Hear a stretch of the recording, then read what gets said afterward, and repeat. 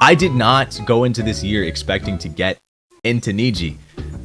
I told you guys this, but like, it's still crazy to me. It's still insane. I went in with a lot of confidence, but ultimately it wasn't like a, oh yeah, I'm a shoo-in. I'm definitely gonna get in, you know?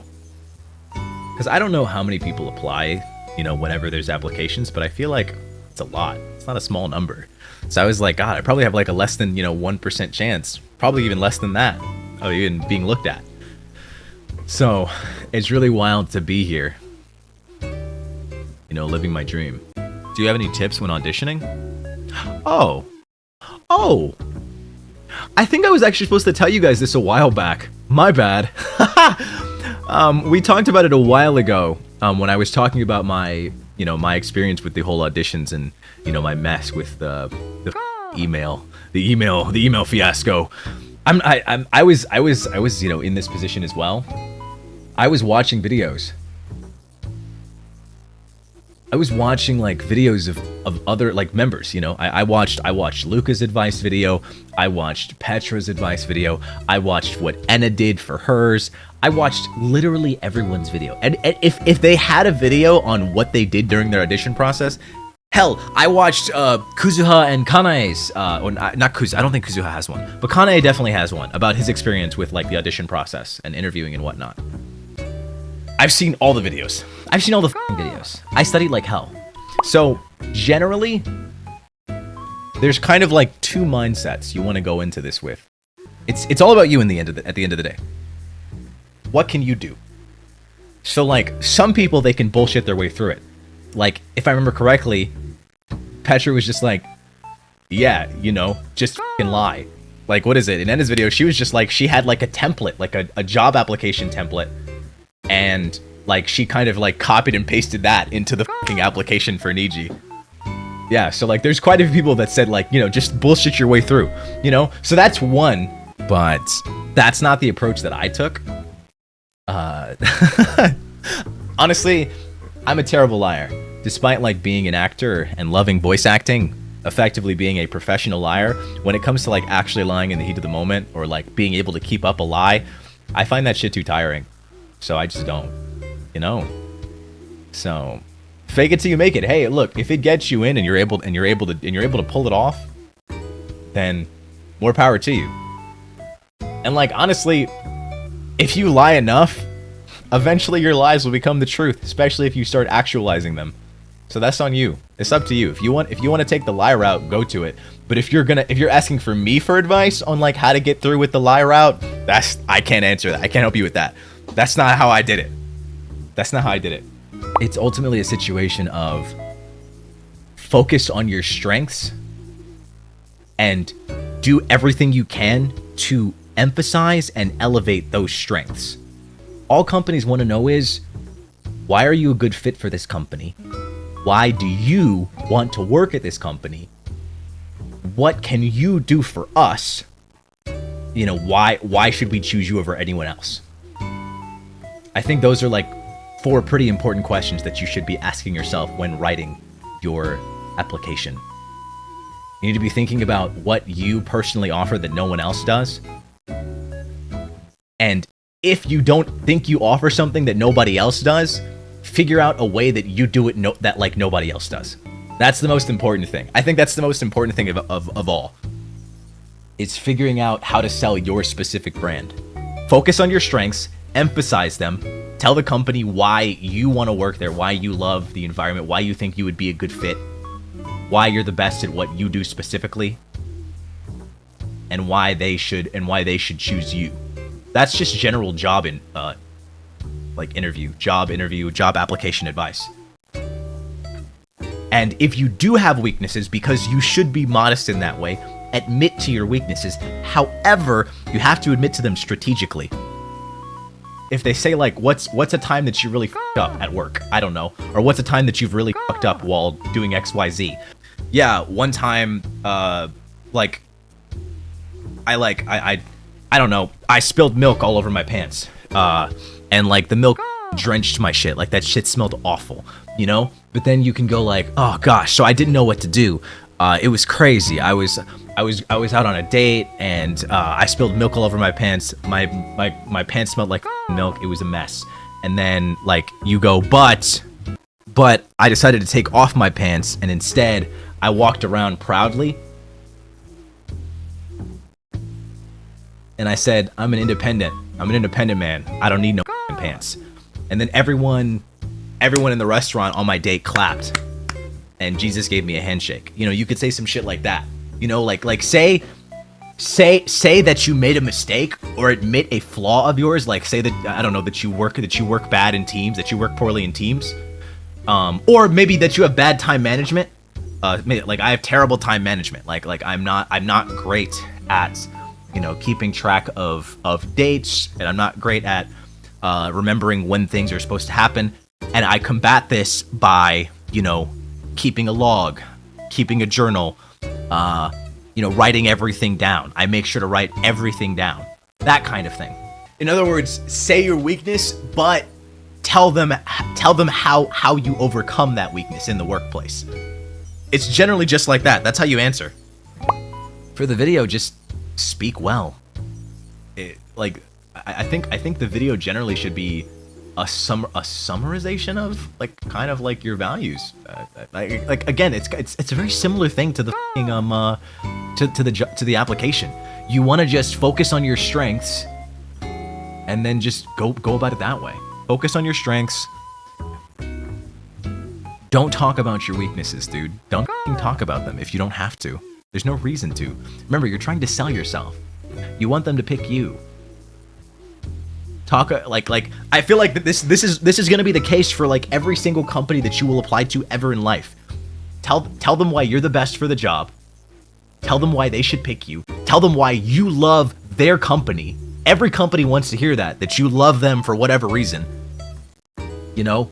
Oh, I love your work environment. Oh, I love this. I love the way that you handle this. I love the effect that you're having on the community. I love the effect that you have on society. I don't fucking know. Come up with anything. It's all relevant.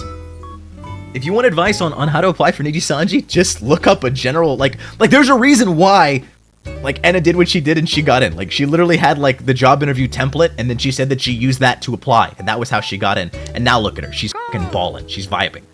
How many times did I audition? Twice. My first audition that I did was Illuna, actually. I didn't even get looked at. And then I auditioned for This Wave, and I got in. Vanta and Illuna. Isn't that funny to think about? Yeah, no, it wouldn't have worked though. I don't think I would have fit. I don't know what model I would have fit in Illuna. So much patience. I want to tell you right now. I just want you to know that shit was not patience, okay? But no, it wasn't due to patience, is what I'm telling you. I'm not gonna lie to you guys. The first time when I didn't even get looked at, I got pretty dejected. So I was like, you know what? I need to stop. I took a break, and then I just didn't audition, and I was like, I'm just gonna spend time bettering myself. And I spent the next, I think, year and a half just improving on my own ability as a creator. But to be honest with you guys, I think what's gonna help the most is just gaining that experience, because there's all kinds of ways to improve it at like streaming. There's lots of ways. You can become more tech savvy. Having a good understanding of technology and, you know, programs and software like OBS and all kinds of other things. It can be that, you know, being able to use those kinds of things to your advantage in forms of entertainment.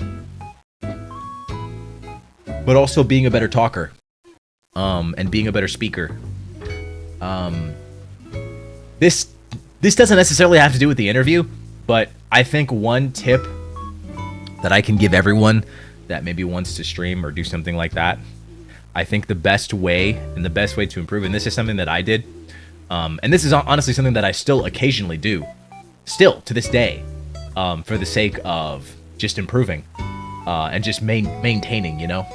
If you ever feel like you're struggling, or if you feel like there's something wrong with, you know, your stream, or I don't know, anything like that, this is completely a stream tip, by the way. Stream tip: being a good talker and knowing how to speak without stopping. And one thing that I did was I